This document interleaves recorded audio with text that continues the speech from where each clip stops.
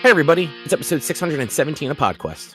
Hey. It's Wednesday, June 10th, 2026. I'm Chris, with me is Druten. Hello. And Walnut. Hi. What's up? Hey, no small talk this week. There's too many games to talk about. We just did a half hour of small talk talking about the small talk that we're going to be doing for the next hour.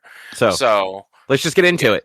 So game announcements and re-announcements and things happened this past week. We talked certainly did. Yeah, we talked about the state of play last week, and then this weekend it was the Summer Game Fest stream, the Xbox Showcase, the Nintendo Direct was Tuesday, and then there were a bunch of other like smaller ones, like there was the Wholesome Games, the Women Led Games, Day of the Devs, the PC Game Show.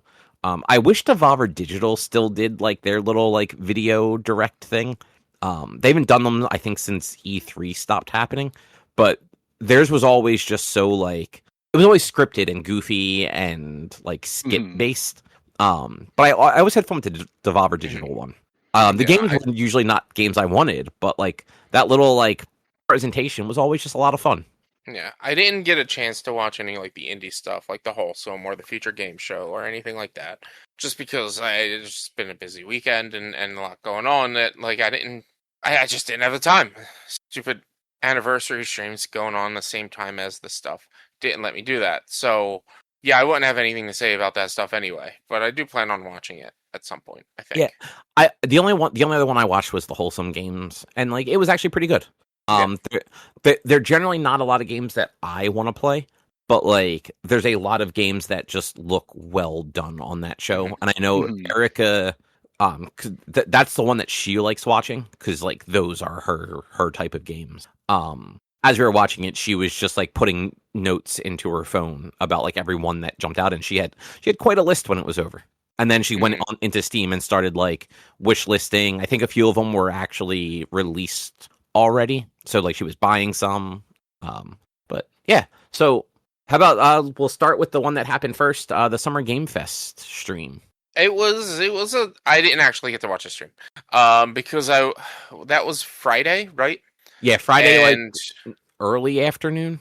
Yeah, I was dealing with work and stuff Friday. It was Friday at 5, and I was dealing with work and stuff Friday at 5. Yeah. And then I just wasn't able to watch it on time, and I had something else to do Friday night that, like, after I recorded my video for the PlayStation event, then the Summer Games Fest was over, and I could not find a good stream or a good, like, recast to watch it at the time. I haven't checked since. The only one I could VOD find is just up for it. Well, at the time, this is like an hour or two after it had ended, and there was no like VOD up for it, and I couldn't roll back the live stream on YouTube more than an hour, so I could not watch the whole thing. Oh, you know what it was? So their stream goes right into Day of the Devs, I believe. So like the actual SGF stream was like 2 hours. But the stream itself starts like an hour before, so that it can do the countdown, and then it ran for an hour or two after for the Day of the Devs stream. So like the actual thing that you wanted to watch is like 2 hours in the middle of that. And like I couldn't roll. Usually, I thought you could roll stuff back on YouTube indefinitely, but I guess it only holds an hour. And so I couldn't go back and watch it. So I just had to go through IGN's live react of it to go through the trailers and stuff that were there. I did watch part of the beginning of it, but it was with the what was it called? The descriptive audio version. And I got partway through the first trailer, which was Resident Evil Veronica, and I was like, I can't do this because it's somebody describing what you see on screen.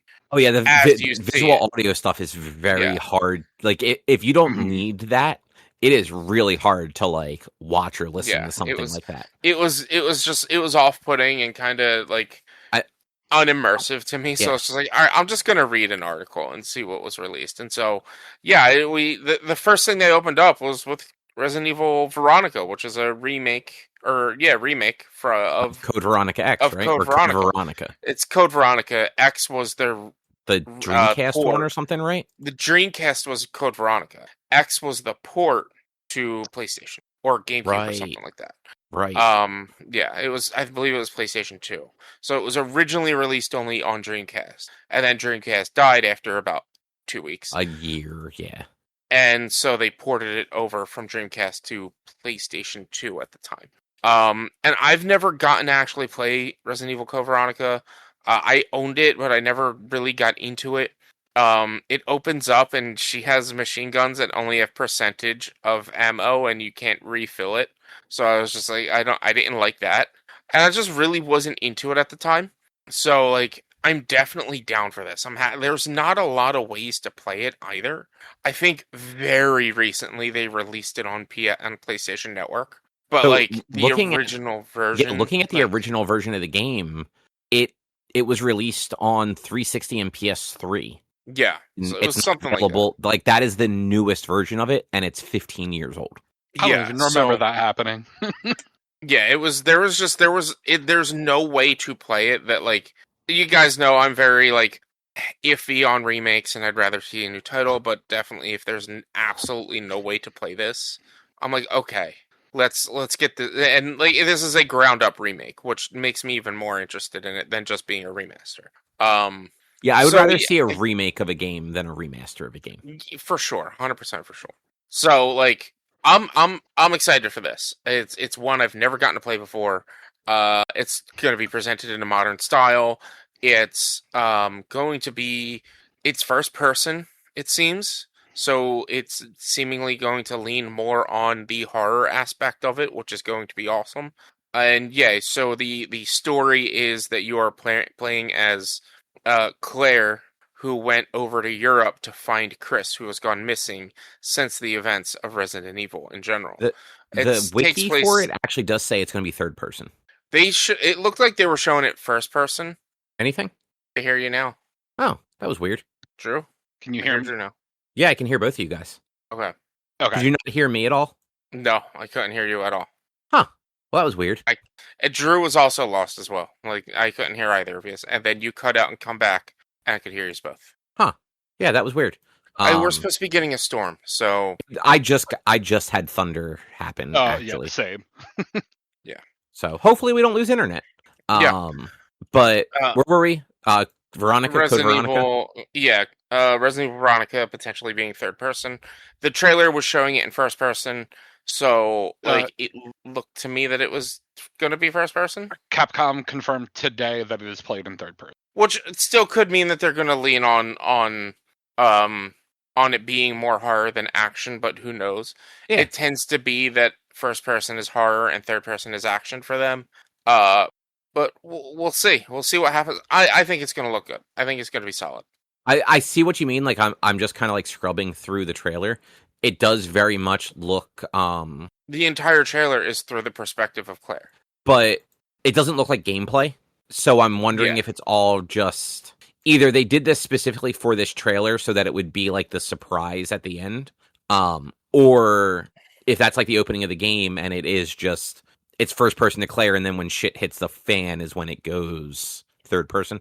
That or I mean in Requiem you can play in either mode for both characters. So it's possible that it's an option for you to pick first or third. But if Capcom confirmed that it's going to be third, then yeah, it'll still be good. Like I'm not upset about it. I liked both perspectives in Requiem. Yeah. And then after Resident Evil, there was Jen Atlas from I can't remember his name. He's the creator of Ico and Shadow of the Colossus and The Last Guardian. Fumito Ueda. Ueda? Yeah, there you go. Fumito Ueda, like you said. Yeah. Yeah. I love the style of the Ico games, the Shadow Colossus, one of my favorite games from back in the day. I've never gotten to play The Last Guardian, really wanted to, but he designed all those, and he's doing this one, Jen Atlas, which is, you're just a little robot. It's this legit IGN article, which, I got so mad about it. The creator of masterpieces such as Ico and Shadow Colossus was working on a sci-fi game. This time there are enormous robots to climb up. Like, I know you're trying to be silly, but that's not what the game is. It's not just Shadow Colossus, but robot. I mean, yes, the person then goes on to say it looks fantastic and emotional as you'd expect. So yeah, but still, like, yes, there was like 1 or 2 robots that you do climb up, but there's more to it than just climbing robots. You don't know that? Look at the trailer. I did watch the trailer. I'm just saying, the entire game could be about climbing robots, and those other things are just little bits of it. I mean, if anything, I think it's more Gurren Lagann, where you're just going into robots and making a bigger robot each time you go into that robot, to become the ultimate robot that takes over a moon and throws a galaxy. I never watched that, so it's incredible. I vaguely understand what you're saying. So the basic thing is they find a little robot, and it's called Gurren, I believe, and it's just the face that you know. And the kid uses his drill key to use it, and it eventually hits the other robot, which then becomes Lagann. And it combines. And then eventually they use Gurren Lagann to go into like this giant ship thing that then becomes like Ultimate Gurren Lagann. Or the whole name of the anime is Tengen Toppan Gurren Lagann. So I believe so. It's like that would be the big ship would probably Toppen Gurren Lagann, and then the last one, the moon apparently is like a big giant spaceship robot that they combine into with, and then go fight the ultimate enemy of the galaxy. It's an incredible anime. I love it, and it's ridiculous because the final fight is the heroes in this giant robot fighting this other intergalactic being that is the same size as this giant robot, throwing galaxies at each other. Well, now I don't have to watch it. You just told me how it ends. It's you still have to watch it. There's so much in between. I know it. I've tried watching it a couple of times, and I just, for whatever reason, I could never get past like the first episode. The kid is annoying first. I get it. And it's very fan servicey because of what's her name. But like if you can get past that, it's a very good. That's fair. But yeah, that kid, I don't know. Like I also never played The Last Guardian, but I did really like Shadow of the Colossus, and like those games just tend to be like they're more like adventure puzzle games than anything else. Yeah. So like I'm just curious to see what that ends up being. Yeah. I think both of you guys said that you don't really care about Blood Message all that much, but I thought it looked pretty cool. I mean, it's certainly a cool trailer. What the game is, though. So I think there's just no gameplay, though, is my problem with it. I mean, that is a problem with a lot of these trailers, and it always is. Probably a Souls-like.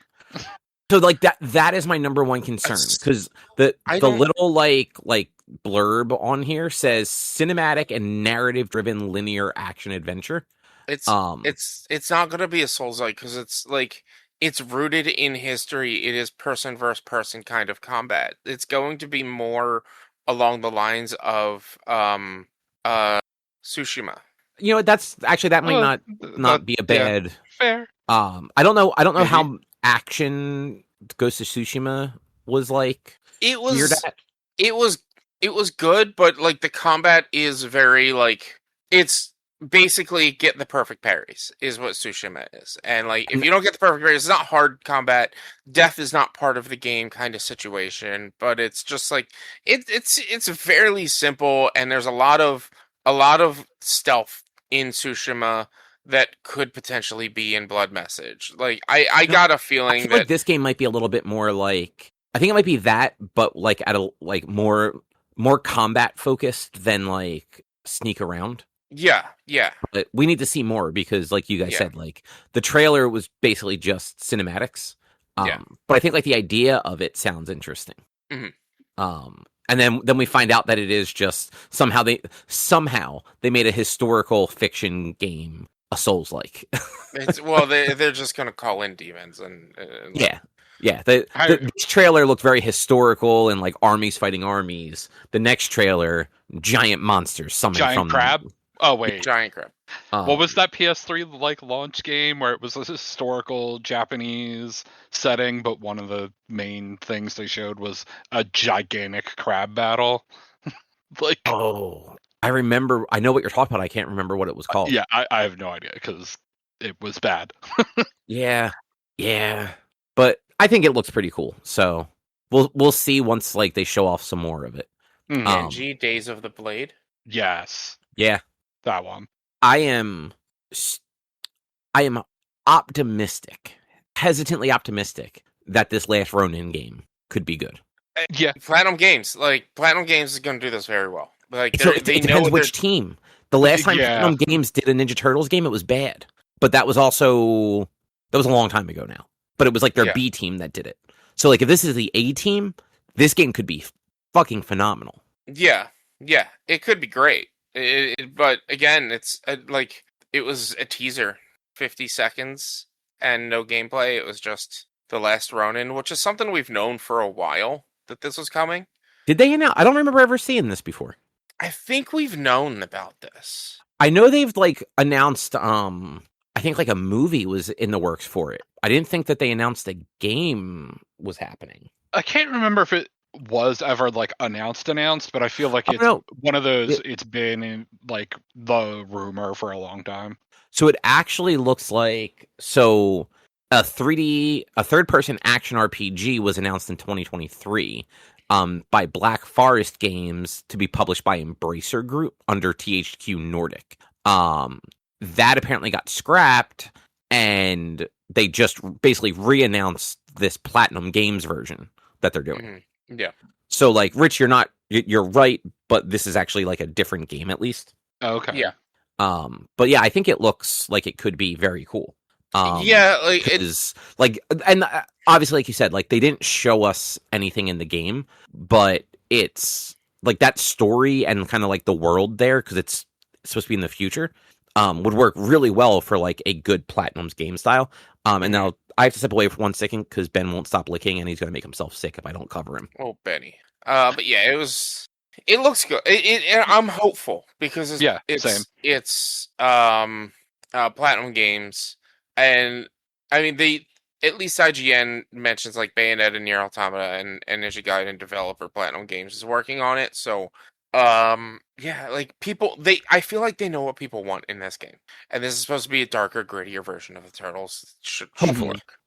Just like Hop said, they have an A team and B team, and their B team has done some bad ones in the past. So fingers crossed. But yeah, like this one, because it looks like Paramount Game Studios is publishing it, so hopefully the owners of the property are a little more like, hey, don't make this shit. Like, we've put a lot of money into this property. I will say that is the one thing I'm most down about, is that it's Paramount Games. Because fuck Paramount. I mean, yes, that is 100% true, but that's who owns the property, unfortunately. I know. But then we on our list of things, we're going to skip a bunch that they didn't show because it's just not really totally 100% our scene for those games. But they showcased 1666 Amsterdam, which I'm gonna be honest, I didn't really care for. But I think it had such a cool aesthetic. I forgot. So there's a demo for this. It's the prologue of the game is available on Steam and the Epic Game Store. I had intended to actually play it today because I played the Star Fox one yesterday. But I forgot that I was at my client for a full day today, not a half day like I have been for the last 6 months. Mm-hmm. So by the time I got home, it was like 4:30, and I had to rush around to like feed the dogs and like get dinner ready. So I did not get to play this, but I will play the prologue before next week. And see if it's actually looks as cool as like just the aesthetic and what they showed us does. Because I don't know, it has like this like kind of like creepy, like it's got like the creepy vibe, but it's also like modern, like mixed in with like pilgrims or whatever. Yeah, I think part of it I just confused and it just lost me. I was just like, I don't really know, man. I don't know. I don't care. Yeah, and I mean, I forgot about this till I was just reading it. It's from some of the original people that worked on Assassin's Creed. So, it also followed like trailers that I also didn't care about, and so I just was like kind of losing interest. Fucking Mafia. I was like, the fuck? I was like, I'm also bored at this one, I think. Yeah, I'm thinking, as far as I can remember, I did make a video about my reactions for this. And maybe Amsterdam was on that, but I don't remember it now, so I'm going to say I don't care. I do agree, though. Like, I was very bored from the Gundam announcement, all the way through to the 1666 Amsterdam. Like, there were quite a few games in there I'm like, well, I don't care about any of this shit. And then there were quite a few after it that I'm like, I don't care about any of this shit. I thought this. I will say, while I have no interest in playing it, I think the fact that they're making a Saw game that is a prequel to like the movies is hilarious. Yeah. That's all I have to say about that. I actually, sorry, going back through, I did leave out Amsterdam because I was more interested in Guild Wars than Amsterdam. Okay. Yeah. I never played any of the Guild Wars, so I don't know anything about them. I just know that they're non-subscription based MMOs, and I didn't know that. I didn't know. I didn't know you didn't have a subscription. Yeah, at least for the first two, or at least the first. I played one of them briefly, and I liked the art style and the look of this world, and I was just like, okay, I'm interested in this at least. Like, it would be nice to have a new like weekly type of game to jump into. Until like I get until the next until say like the next Monster Hunter stuff comes out or whatever. So yeah, from pretty much from honestly from Ninja Turtles through to the next one we're going to talk about. I was just like, I don't really care. Yeah, I mean, like, you're not wrong. Like I said, the 1666 Amsterdam was the only one kind of in the middle that was like, okay, this game actually, like, there's something about this game that I think could be cool. But yeah, had they not said like, oh yeah, we're going to have a demo or you can play the prologue or whatever, I probably would have just written it off entirely as like, okay, well, I guess we'll see what this is later. Yeah. After that though, they did show Star Wars Zero Company, which looks good too. Like, I don't think we've had a strategy RPG in Star Wars ever. None that I can remember. Like, there might be some like real old PC like CRPG ones. Yeah. But I don't think so. Yeah, and this looked good. It has an interesting story. It doesn't revolve around a Jedi, even though you can get a Jedi on your team, or at least a Force user that seems like a Jedi. I don't know why they're going to be on your team though. I guess it takes place during the Clone Wars. Oh yeah. This is a Clone Wars era thing. Yeah.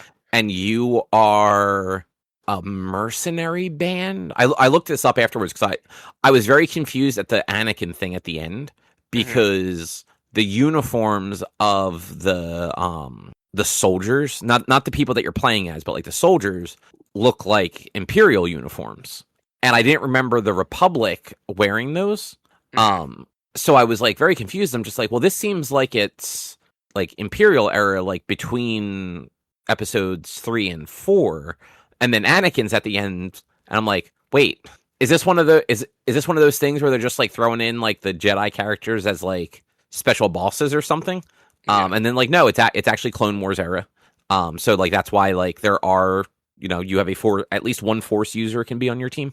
Yeah, and you also get to customize your astromech. Yeah, and you could have a full team of astromechs as well. Like, it looks cool where like if your character dies, they're dead, they're out. Like, it seems very much where like I think it's like missions are like up to 5 characters you pick, and very like I've never played XCOM, and this is like kind of an XCOM. That's style, what I was about to like describe it as. Is like it sounds like XCOM, so I wonder if it'll have like the permadeath versus not permadeath versus like I think XCOM has that. Like, you can either have it be permadeath or you can have it not. So like I'm curious. I'm not sure you can turn off permadeath in XCOM. Maybe I'm thinking of a different game like in that like realm. Then I know one of them has like a non-permadeath option. I mean, there very well could be. Yeah, and I'm also curious with like this one. It's like, okay, so like if like a character dies, how does that like impact the story? Since it seems to like have like a fairly heavy narrative, like is it going to be one of those games where it actually like slots in different characters into the narrative based on like who's available? So it looked to me like you get to choose who goes on each mission. So you're going to have a wide cast of characters to go into each mission, and maybe some missions may be tied more towards certain characters than others. Which is common, I feel like, in a game like that. So, like, it won't affect anything if you don't bring a dead character who it ties to, except you may miss out on mission-specific dialogue or side quests or something like that, I'm sure. Like, I'm not entirely... Like I said, I've never played an XCOM, so I don't really know how those games work, but it's just, like, that was my thought and when watching it, and where at the one point it was just the main character with 4 astromechs or whatever. I was like, okay, so you can, I guess if everyone dies, you can just bring robots. Which is like this funny, but that's ridiculous. Yeah, I think it looks pretty good. Yeah, I'm definitely interested to see more of that one. Yeah. And then Rich, go ahead, talk about Monster Hunter. Monster Hunter Ascendance looks pretty wild, pretty solid. They hinted at not hinted, they basically showed an elder dragon that we have not seen in many, many years called Lao Shan, who's supposed to be humongous. There's a lot of new combat styles, which is very reminiscent of a previous game that they had, and it looks like they're adding a lot to this, which the fighting and gameplay of Monster Hunter Wilds was what really excelled the game. That I'm very excited to see what they do or how they do this. I just hope they fixed everything so that the game doesn't run terribly. I was going to ask, you in particular had a lot of criticisms about Monster Hunter Wilds, both how it ran and also how Capcom sort of handled content for it. So I wasn't sure how excited you were going to be. I'm excited for it just because it's more Monster Hunter. I actually have recently uninstalled Monster Hunter. I have not played it in over 2 months, I think. Recently uninstalled it because I don't really have much of a reason to play it at the moment. Because they're not dropping new content. There's no real event quests that matter to me, if at all. They said they would keep releasing new event quests, but nothing. I think they did USJ recently, and that's about it. And I don't really care for Universal Studios Japan. But yeah, it is unfortunate. They really dropped the ball with Wilds, and they the support. I call it support for it, as in a sense of releasing new content and stuff. Really, really sucked, and the game had a life cycle of a year. And we're not expecting to get the next one out for a year after the last. So next year is when this new one comes out, or at some point in 2027. So my guess is probably February, which is when it came out last year. But who knows? I'm hopeful that they do better with the collabs and stuff and give us more content in a better schedule. Make the game last 2 years rather than a year. Whereas most of the time these games do last a year and a half, and then 6 months after the last release is when the expansion comes out. They did a poor job with that. But overall, everything else about the game, I loved and it excelled. I never had any major issues with the game itself, but there were so many people that at one point or another the game just became completely unplayable. They weren't able to load it up. They weren't able they uninstalled it, reinstalled it. They deleted all the mods, uninstalled everything, including the mods, reinstalled it, everything, and they would load it in and it would crash. And it wasn't until a year after the game had been released that they finally started focusing on getting it to work, and on fixes for that. So I'm hoping one of the things that is bad. It's also really good is every zone is open to the player, and since every zone is open, there's so much going on in each zone of the material, the supplies you can gather, the monsters you can fight, and whatnot. That everything is live, moving around in the background, so it kills your process, your RAM, and it kills your memory because it has to track everything. I hope they figure out a way to make that be less of a thing. And fix that. But yeah, okay. It looks good. They showed one monster in that, which makes me think another specific monster is going to be in there. I was talking to another friend of the series who thinks that just every Elder Dragon that's ever been in Monster Hunter will probably be in this, which would also be nice to see. Yeah, it looks good. I'm excited for it just on the fact that it's more Monster Hunter. I'm not excited the fact that it's not coming out until next year. I was expecting fall this year for that, and it's now 2027. Yeah, which means we're probably going to get information at Tokyo Game Show about it in September. And it's not even just they didn't even give like an actual date for it. It's just sometime in 2027. 2027. So if it's not February, that's going to mean it's going to have been 2 years since the launch of the game, and over a year with the last content update, which is going to suck. Like it sucks for a game like this. Yeah, that doesn't sound like for, especially because like you specifically were like you had criticisms, like I said before, just on how they were releasing stuff and like the cadence of that. Yeah. To now be like, yeah, the DLC is going to come 2 years later because the game's just over a year old, right? Game is a year old in February. Yep.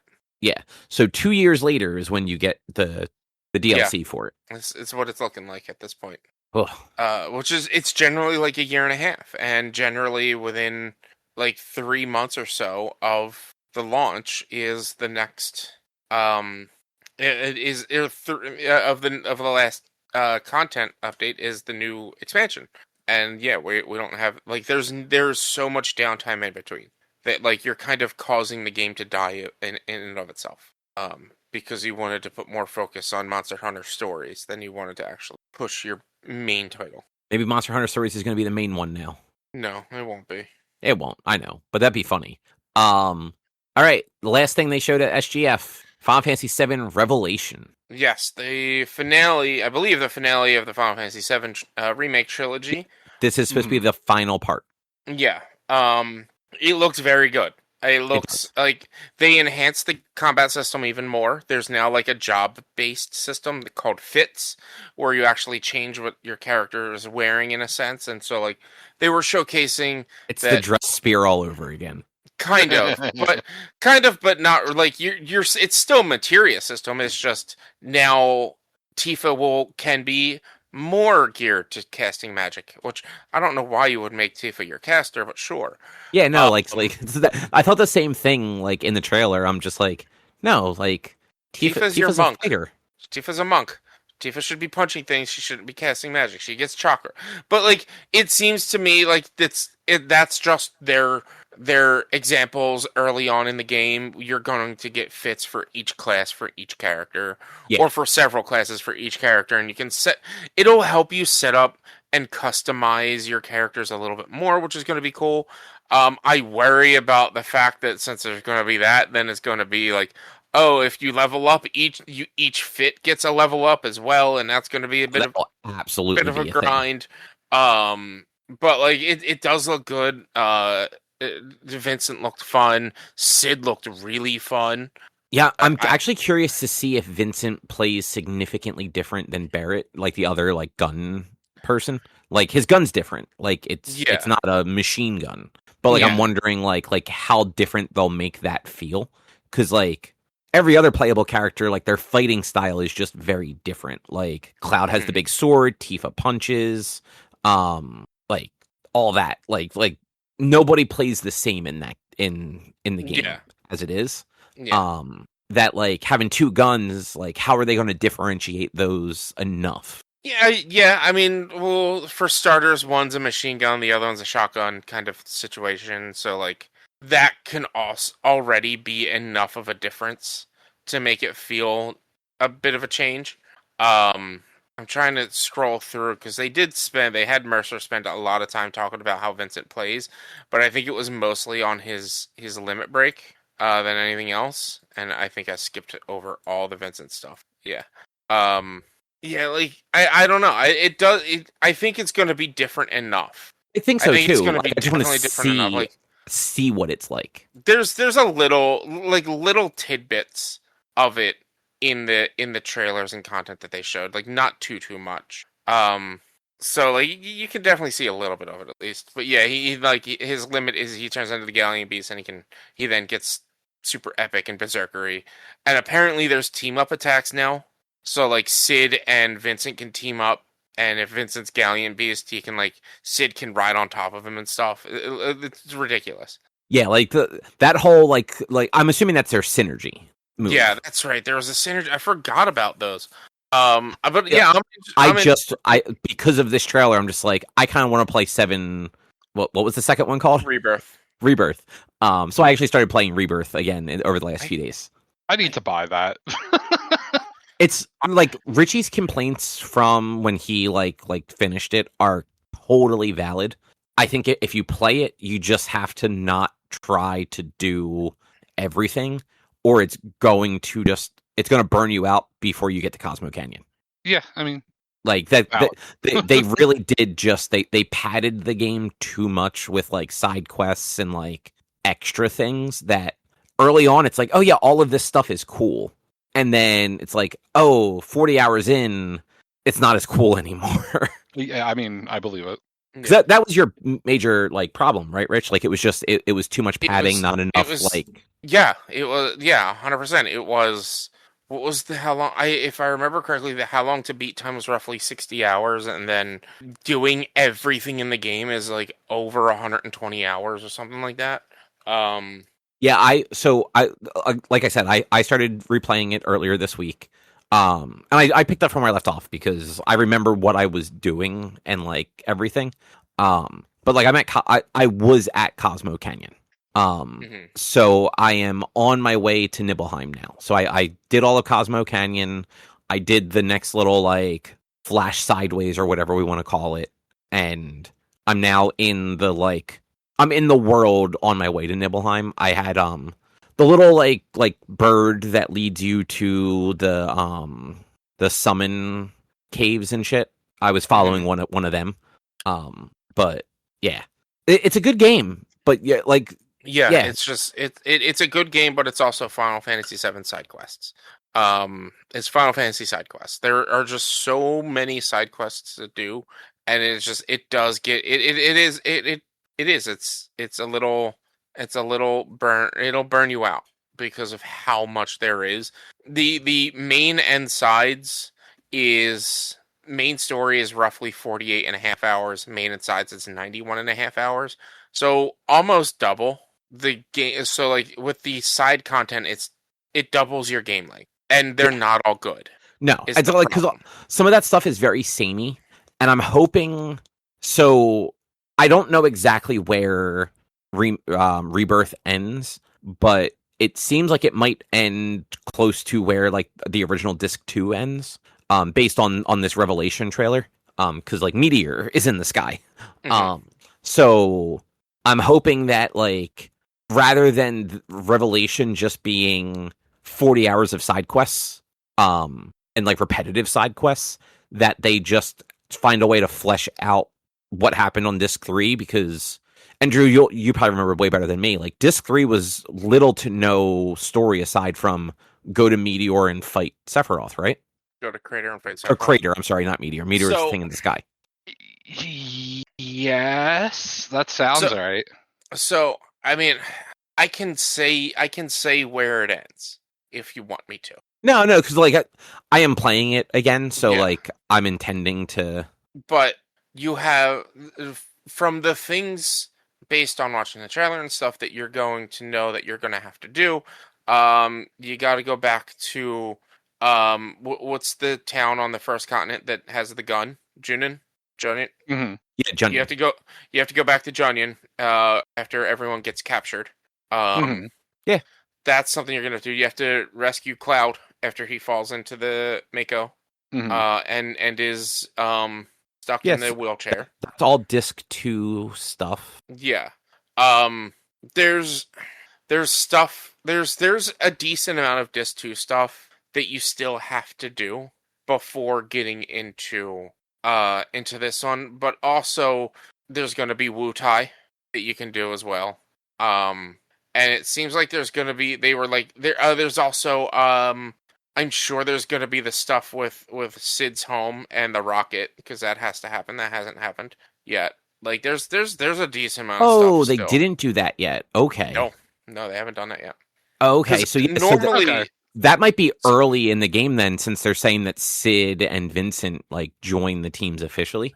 Sid and Vincent join the team so one of my biggest gripes of the game is Sid and Vincent are basically with the team for the last like 10 hours of like story gameplay. All right, maybe like 5 or 6 hours of story gameplay, but they're not playable characters, and it's not like Red, whereas like Red was with everyone but was fighting along with you, but you couldn't control him. These two are just like, what's that?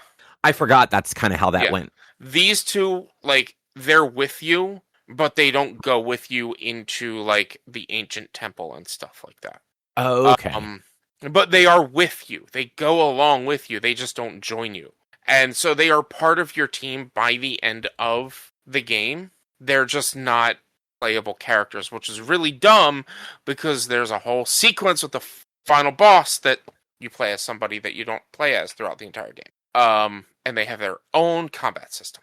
Well, I'm hoping, like, I mean, I still have a lot of game to go, so it's not like I'm going to be done by next week. Cause like, at most, I'm playing like an hour here, an hour there, just because I don't have a ton of time that I want to sit and play games on the TV, unfortunately. Like, I get antsy doing that anymore. I like having, like, the handheld where I can, like, easily just suspend it to go, like, take care of something and then come back and just pick it back up 10 minutes later. Mm-hmm. But, like, it is a good game, and it, like you said, Rich, like, it looks like they've refined a lot of stuff for Revelations, so... Yeah, I'm very interested and excited for Revelations. But, alright, before we move on from Summer Games Fest, any, like, honorable mentions, real quick? Not with Summer Games Fest, no. Alright, Drew? No. Alright, so then we got the Xbox Showcase. Yeah, and which also, like, another very good showcase. Yeah, it honestly, so... Back in the day, it would always be like, oh, who's the winner, who's the loser, whatever, blah, blah, blah. And the question would be like, who did the best, who did the worst? In my opinion, if we were still putting, like, the numbers to that, I would say Xbox had probably the best showcase. But, like, that would be based on, I would be counting that based on PlayStation, Xbox, and Nintendo. I wouldn't count Summer Games Fest Showcase on there, because that's just its own independent thing, showing a bunch of stuff. Like, Xbox had just a really, really strong showcase. Yeah, I was very happy to watch this one. Very few trailers did I skip through while watching. Yeah, that's very true. There are plenty of games that I personally didn't care about. Like, actually, you know what? I skipped Call of Duty at the end because I do not give a fuck about Call of Duty. I watched Call of Duty, and it looked interesting. However, I don't know how I feel about turning an extraction shooter into a real-life place that could have real-life actual wars going on because of the instability between itself. Like, it's based in Korea. The extraction shooter part of it is Korea. Like, I don't know how I feel about that, especially since, like, the developers aren't Korean, so that makes me just, like, feel a little bit uncomfortable on that fact. Like... Most extraction shooters and stuff are based out of like fake places, and this is like, oh no, this is straight up, this is Korea, somewhere in Korea, because it's called, I think it's like Exclusion Zone or something like that is what they're calling it, and it's people fighting people in this, and like, to me, I was just like, that's just uncomfortable. It's weird. Yeah, and like, I don't know, that whole like the little bit of that trailer that I watched before I realized it was Call of Duty, I'm just like, this seems weird. And then I'm just like, oh, it's Call of Duty, never mind, and I just skipped it, because fuck Call of Duty. Yeah, I mean, it's an extraction shooter. There are all kinds of weird, like, it looked good, but it's just, it's a game mode that I would like, or a game style that I would like to get into.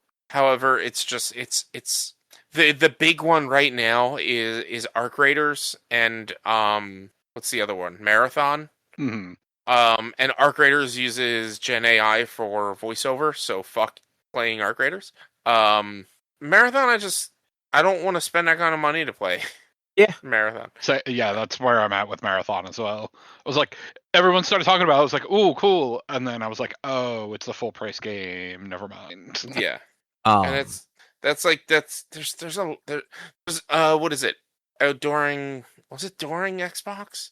Whoever showed where winds meet, I get so mad. I think it was Xbox. No, it was Nintendo, actually. I think. Whoever showed it's it. in Xbox. Is it Xbox? Yeah. Mm-hmm. So in my notes for that one, I put 4 X's because the game looks incredible. I'm never going to play it because they use Gen AI for the voiceovers. Which game was that again? Where Winds Meet. It's very late into the show. It's between Flight Simulator and Castlevania. Which if it was right after Flight Simulator, I may have sort of skipped it. Look, Where Winds Meet is already out though too. Like that's the thing. Know that. Like it is like it's an act. It's the game that has an expansion coming. That's why it was shown. Yeah. Are you telling me you weren't interested at all in Flight Simulator 24's update? No. That was more exciting than anything Nintendo had to showcase. I disagree, but also, like, I don't play Flight Simulator. Like, I tried Flight Simulator. It was cool, but, like, I have no interest in Flight Simulator. Neither do I, but still. It's just like, this looks incredible. I want to play this. Yeah, I tried Flight Simulator. If you don't like flying planes, turns out not much fun. Kind of boring. I mean, it kind of makes sense. But, all right. The first major thing, I guess, is Fable. I didn't realize that was Haley Atwell initially. Oh, is that who that? So I thought I thought like the actress looked familiar. I didn't know it was actually if you look at the IGN article that you shared, it straight up says Haley Atwell is playing the main villain. So I don't read most of the blurbs. I looked at the trailers. But yeah, that was Haley Atwell who's playing the main villain. We get a little bit of gameplay in this, but it's mostly just like pre-rendered stuff. It looks solid. It looks very Fable. When I first started watching it, I thought they had recently announced a remake. So I kind of was like disinterested when I realized it was Fable, because I thought it was just a remake of whatever one. But no, okay. It's a new. This is the one that's been like they show it every other year, and they've been doing it for like 7 or 8 years now.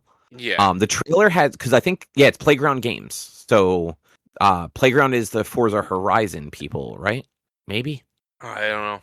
Probably. Maybe. I'm pretty sure. I know Playground does a very different type of game usually, and I'm pretty sure it's Forza. Yeah. But this trailer was way darker than all the previous ones. Yeah. I don't know if they were doing that based on feedback or something, because the first couple of times they showed the game, it was a little more like goofy and comedic and whimsical, the way like some of the older Fable stuff was. Like, like you get called Chicken Kicker and stuff. Yeah. But I am interested in Fable. It's next year. I have a feeling that might be like the first Xbox game in a long time that Erica plays, because she really liked the old Fables. Like, I know she played a ton of Fable 3, and I want to say she played all of like Fable Anniversary when they released that one, like 10, 11, 12 years ago. How about, so I left this on here just because I thought it actually looked really nice. That Halo campaign evolved, which is the dumbest fucking name, but also like it works. I hated the trailer. Oh, it was such a dumb trailer. I was annoyed by the kernel. I was confused as to what the fuck this was. Yeah, I thought it was like a prequel game, like without Master Chief. But it looks like the game must have stuff set prior to the original campaign that then leads into the campaign from the way it was. It is a remake or remaster of Halo 1 with 3 new missions set a year before Halo 1. Was it just 3? Yes. Oh yeah, there it is. 3 new missions set 1 year before Halo Combat Evolved. Why not just give me a new game in the world of Halo? Because they can't now, because Halo Infinite. I don't care if it's a prequel. They can never make a new Halo game. They can only remake them now. You can give me a new prequel Halo game. No, they can't, because Infinite means both. Infinite is infinity. It's both directions. They're not supporting Infinite anymore. Have they ended support for it? I'm pretty sure Infinite has not gotten any updates in forever. I don't know. It honestly, like, it was fine, but also, who wants a fucking open world Halo game? Like, but yeah, like that's. So according to Gemini, yeah, Halo Studios has ceased development on updates for Infinite. Oh wow, yeah, I did not realize that, because I don't follow Halo. Yeah, but like you can straight up at this point right here, like, and this is where I get frustrated with, because they just had the collection, the remake collection, the remaster collection come out recently, right? No, I mean the Master Chief collection was Xbox One. Wasn't there another? They have just re-released it a bunch of times. Yeah, but like I could have swore it was initial release November 11th, 2014. Okay, for the Master Chief Collection. But yeah, I think there was multiple releases or something, or an update or a remaster. Master Chief Collection Review 2019. So they had recently done a Master Chief Collection remaster in 2019. And now you're going to remake Halo 1 again, but with 3 new missions. Just give me a new story that prequels Halo 1 that takes place a year before Halo 1. Isn't that what like ODST or Reach were? ODST does not revolve around Master Chief. I knew that. Don't play as Spartans in ODST. Isn't Reach the same thing, or do you actually play as Spartans? No, Reach. I thought they were both just human. I actually don't remember. Like it's Reach is the one that the entire team that you play as dies. And that is that leads right into Halo 1 or something like that.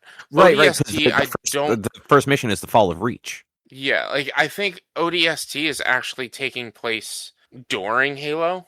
Oh, you know what? You might be right. That might be the one where it runs concurrent to the first game or the second game or something. But you're not playing as Master Chief in it because he's off doing whatever he's doing during the game. Yeah. But we don't have to talk about Halo. Rich, you played, I think, the original 2 Plague Tale games. Yeah. And I actually thought the Resonance actually looked kind of cool. Resonance looks so much better than Plague Tale 2. It looks so different than the rest than the other two. Like you're following different characters. It seems to be taking place prior to Plague Tale. It's older because Plague Tale were like Dark Ages sort of thing, right? Yeah, it was the bubonic plague era. Yeah. Whereas this is taking place like pre that. Like this looks like it's much older than that. Yeah.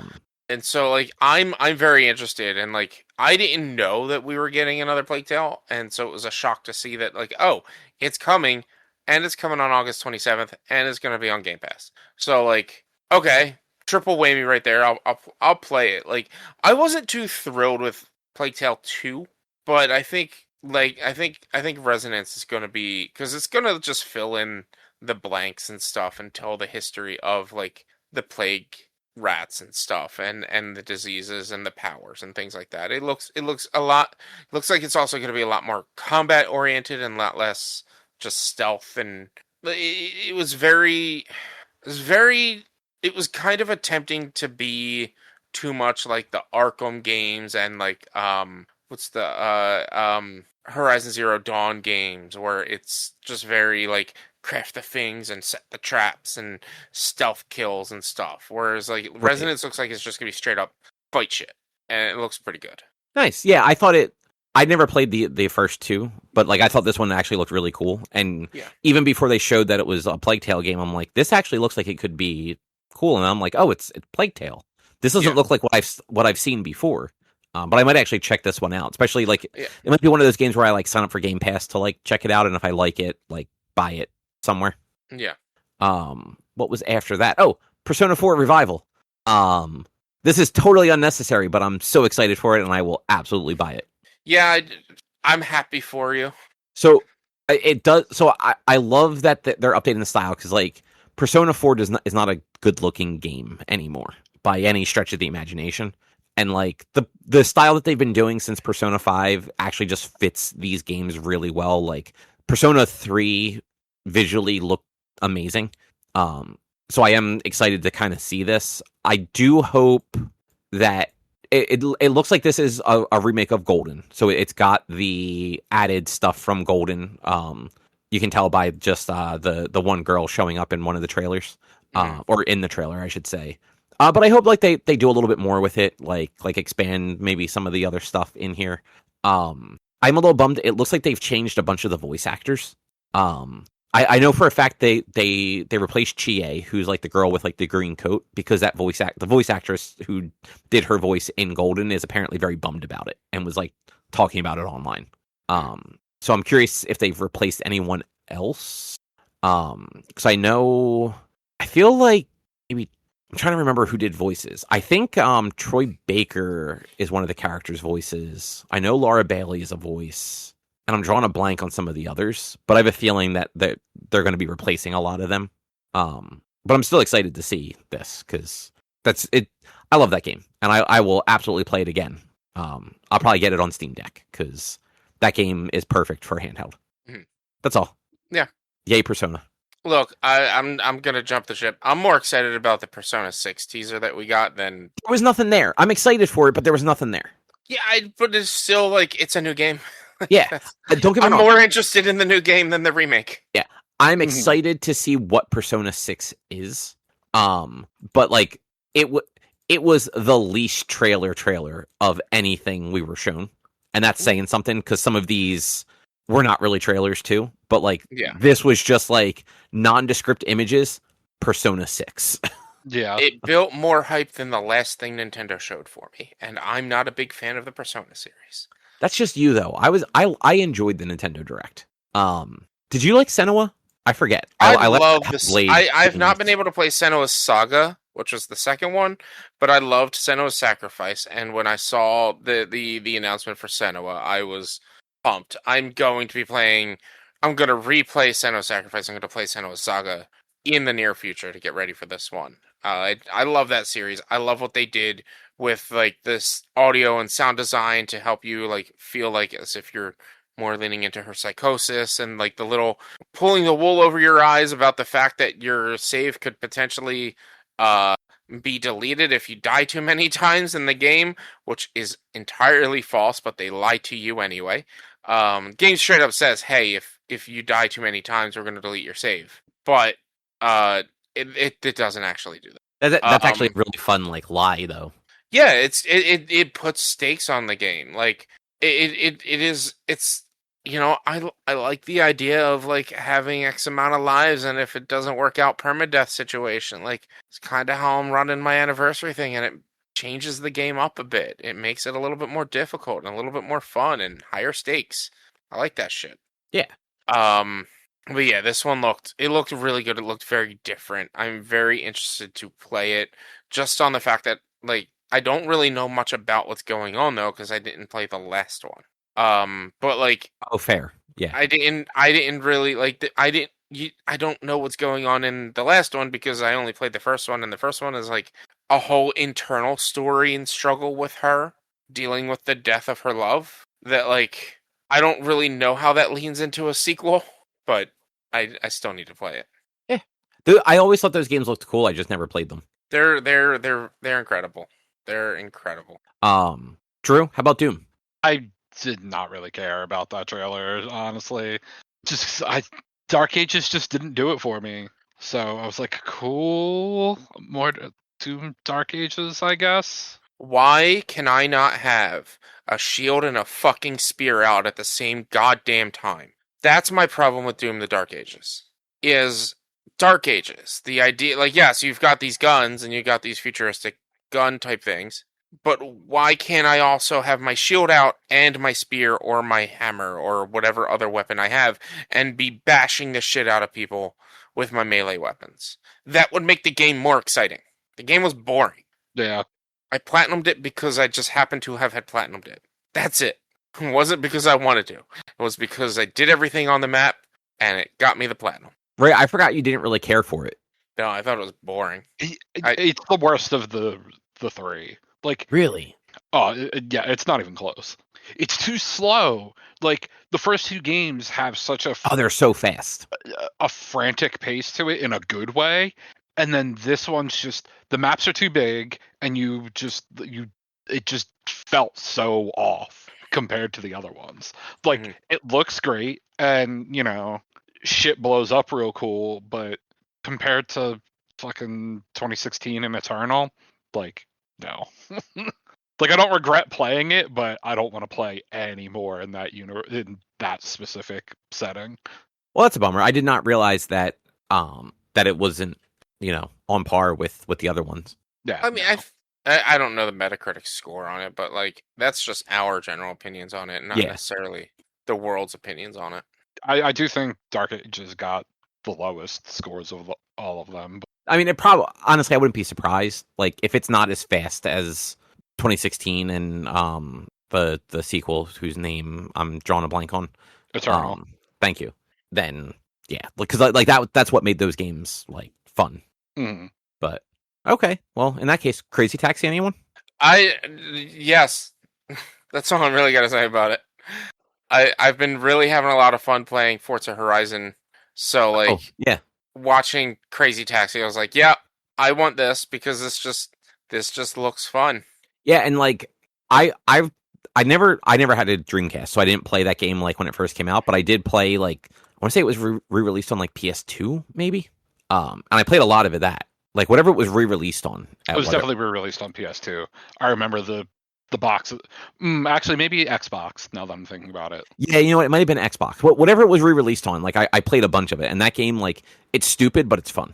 And it looks like that. Like I mean, the fact that they opened the trailer with the Offspring song is like okay, yeah, no, like seems like you're doing it right. So hopefully they're doing it right. Right? You guys seemed excited about Bad Magpie. Yeah, that thing looks cute. It's gonna be game of the year. It's gonna be game of the year. That game looks incredible. It's Untitled Goose Game, but you're a little bird and not a goose, and you're setting places on fire and just being a little bad dude because he can't fly anymore because he broke his wings, and it just looks so cute and adorable. Mm-hmm.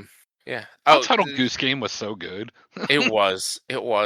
This IGN article is missing things. Like what? Magicians, the devil's deal.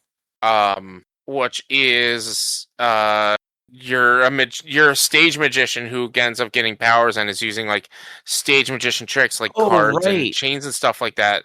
First person style. It's missing that. It's missing Age of Empires.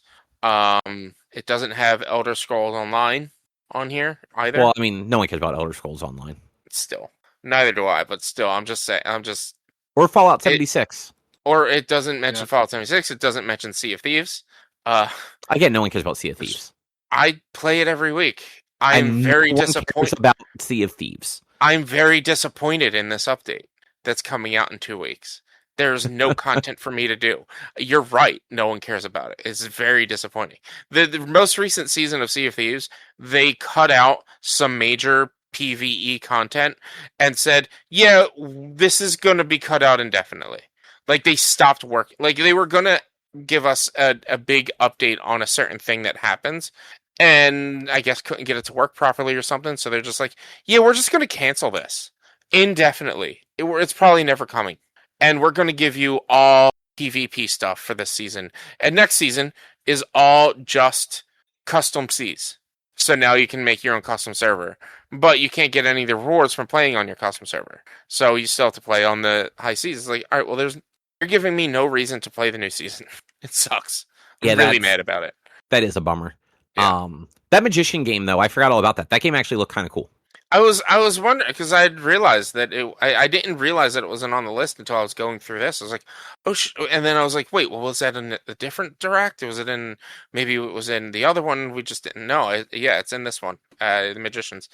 So this was one of the other ones that, like a Clockwork Revolution, they just look kind of samey, like visually. They have a very similar like style. They're different games, different game styles. But, like, they just have a similar aesthetic to them. Yeah, and, like, both of them for sure, but Magicians more so than Clockwork Revolution gave me a very much, like, a Bioshock-y feel to it.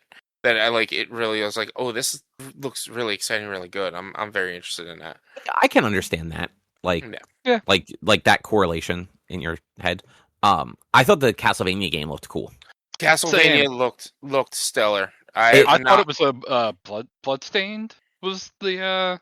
I forget what company made. Yeah, Bloodstained. I thought this was a Bloodstained until the voiceover said Belmont, and I was like, wait a minute, this is just an actual Castlevania? Mm-hmm. The art style is very it reminds me of Hades. Not necessarily like the gameplay a little bit, but like the let's call it like the cutscene graphics, whatever you want to call them. Mm-hmm. Like the like character models. Just has like the color palette and the style just reminds me a little bit of like the Hades characters, like when they're doing like the dialogue. Yeah. And like the gameplay a little bit too, but like obviously it's 2D versus like the top down. Mm-hmm. But yeah, that game looks good. Yeah. So I'm excited for that. And that's this year, right? Yeah, October. New Castlevania in October. Yeah. We were talking about Persona 6, and then Clockwork Revolution was the other kind of game that they showed that I personally thought it looked neat. Like there's some sort of like time mechanic in it where like you're able to use a device to make like things from different time periods appear for like combat and all. Mm-hmm. So like you can trap people with things that existed in the past or the future, it seems. And you're like a thief, like a thieves crew. Yeah, it definitely looked interesting. It just during that showcase in particular, it was like, okay, is it a first-person shooter or like a Souls-like game? Yeah, and that's the other thing. Like it's hard to tell. Like every time you see a game anymore, at least anytime I see a game from like that specifically that's going to be on PlayStation or Xbox, my immediate assumption is it's probably some sort of like Souls-like until proven otherwise. Because it seems like every time a game is shown and I think it looks cool, it ends up being a Souls-like. I'm like, cool. I don't want to play this anymore. Maybe get good. I just don't like.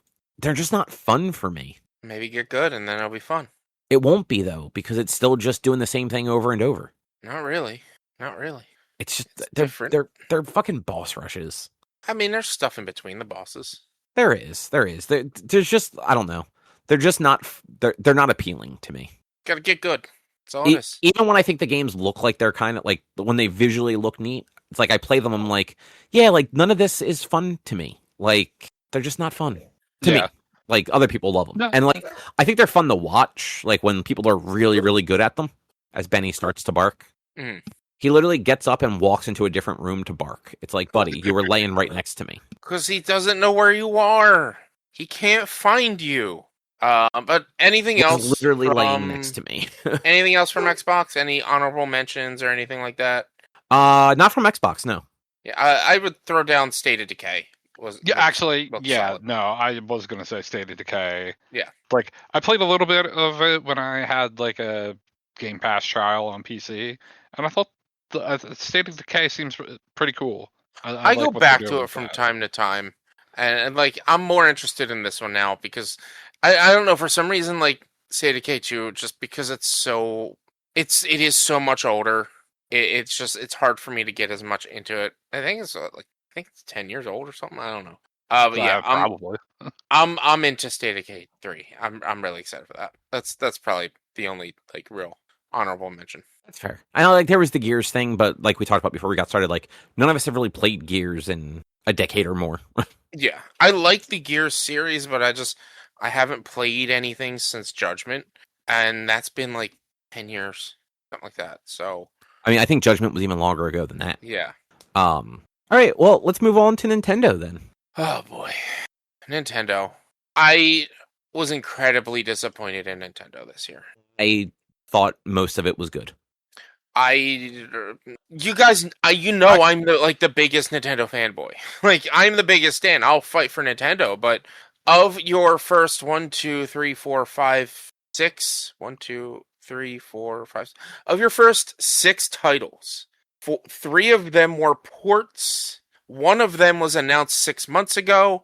Or hold on, am I counting this right? 1, 2, 3, 4. Of your first 5, 3 were ports. 1 was announced in your last direct, and 1 I just really didn't care about, and that was Rhythm Heaven Groove. And then the next one, Rayman Legends, was previously announced for all consoles at a different showcase earlier in the weekend. It's also just a remake. And then it just like Fire Emblem. I swear we've gotten it pretty much that exact trailer in the previous direct. I don't think so. Like I really didn't. I skipped through a lot of this. Like just fast. Like as I was like, all right, Stellar Blade, a remake and port of a 6-year-old game. Okay. I need to correct myself a little. Dragon's Dogma 2 is the expansion, Dark Arisen. I guess they're getting the game and the expansion, which it's coming out for everything. So it's just like to open your show with something like that. Like Onimusha is a port. Like it's out for everything already. Like that was my problem. Most of the show are things that have been out for everything already for a while. But that has always been a problem with Nintendo stuff because their platforms don't generally perform well with these third-party ones. So they've been trying to release more of them and get more of a foothold in that, since the Switch 2 can kind of play them, but it can also only play games that are 5 years old. Which then brings me to my biggest point of Duskbloods. We got a minute teaser for the fact that they're doing a network test for this game that we know fuck all about. We know nothing about this game. It's a multiplayer From Software game. That's it. That's all we know. People are saying that FromSoft has come out and said it's going to be similar to like Night Rain or whatever, but they've not released any videos or any trailers or anything like that to explain what the fuck the game is. They spent all this time showing all of these games, including a montage of ports as well, when they could have, gone to FromSoft and say, hey, give us something. Because this game is coming out later this year. Give us something. I think it's later this year. They may have done that. You can't blame what FromSoft was willing to give them on them. But then we get into the fact that Star Fox had a direct a month ago, and that what was it? Splatoon has a direct in 2 weeks. Make those fuckers 15 minutes long and put that in this thing instead of wasting our time with 2.5 hours a month ago and 2 weeks from now. Show us the big thing and not all of the stuff that's been out for everything else already. That's also what Nintendo's been doing for years, is here are our first party games. We're going to do an individual direct for these. And this is the first year where it was so, in my opinion, I was so this is bad. This is bad. This is uninteresting. This is nothing was Pokopia was the first big thing that I saw that I was slightly interested in, but also I'm not interested in an update for Pokopia. Well, yeah, I mean, you don't have Pokopia, but if you look at it, you're not a big Fire Emblem fan, right? It's not that I'm not a big Fire Emblem fan. I want to play the Fire Emblem. I don't get into them. I'm not into the recent ones that are social games as well as Fire Emblem. I want more of a cut and dry story when it comes to an RPG like that. I'm not into the idea of I'm not the biggest into the Persona games because of the social aspects that are needed in those games. That's kind of where I'm not into the Fire Emblem games. That's very much how Fire Emblems have gone since 2012. Yeah, and so this one, it's probably going to be more. Hopefully, it looks like it might not be as super social as it was. No, it's absolutely going to be. But I liked the setting. I'm interested in it. But again, I was watching the trailer. I'm I feel like I've seen this already. So really, for you, this Nintendo Direct didn't just in general. Even if you strip away the old port stuff. The first party games or games that are exclusive to Nintendo that were shown just generally aren't really games that you have a history with either. You haven't played the other Xenoblade Chronicle games. You haven't played the more recent Fire Emblems. I haven't said anything bad. I'm annoyed that they spent so much time on the Xenoblade Chronicles getting a Switch 2 port, but Xenoblade Genesis looks good. It does. I'm very interested in Xenoblade Genesis, but I'm interested in Orbitals. But again, we saw that in the last Direct that they did. Wasn't it the last proper Direct a year ago? 6 months ago, something like that. I think the last actual Nintendo Direct was September. It's that, so 9 months ago.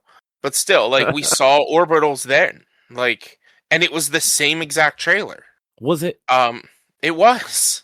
The DK event, for crying out loud. They're doing a whole big Donkey Kong event to celebrate Donkey Kong for whatever reason. I don't even know why.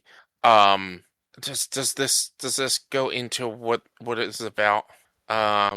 No, it completely leaves out what the DK event even is in this IGN article. But it's you can do challenges across Donkey Kong games, and you get cards if you succeed in them or whatever. You get NFTs.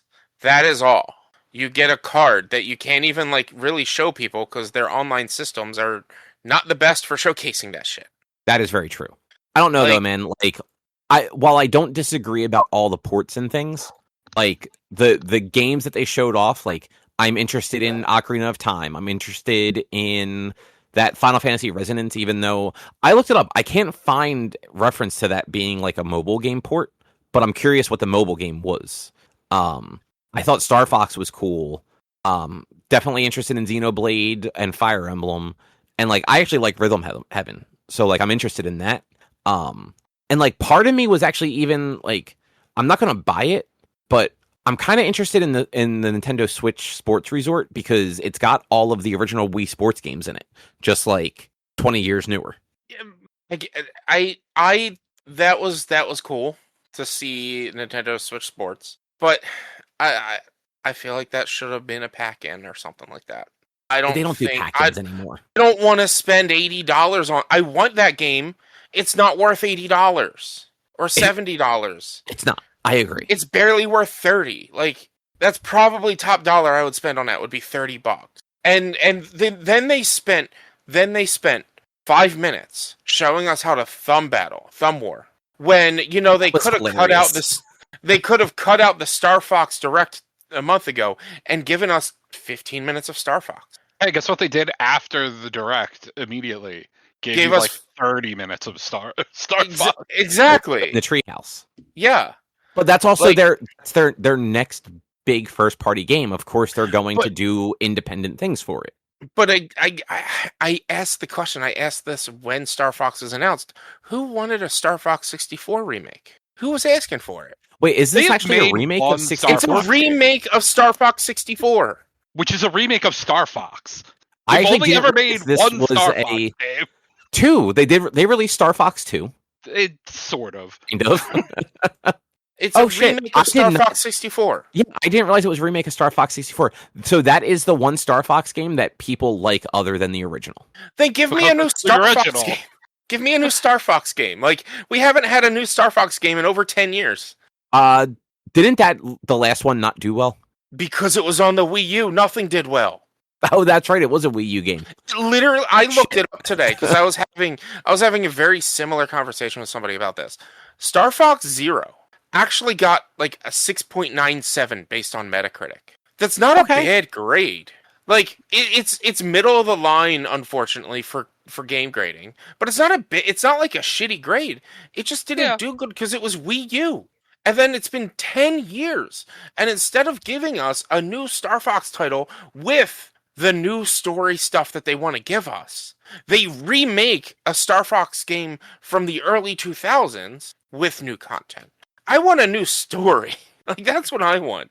Show me this story about Fox's dad in a new game. Well, that's never going to happen because they don't, other than the original Star Fox and Star Fox 64, they don't sell. But people want those games.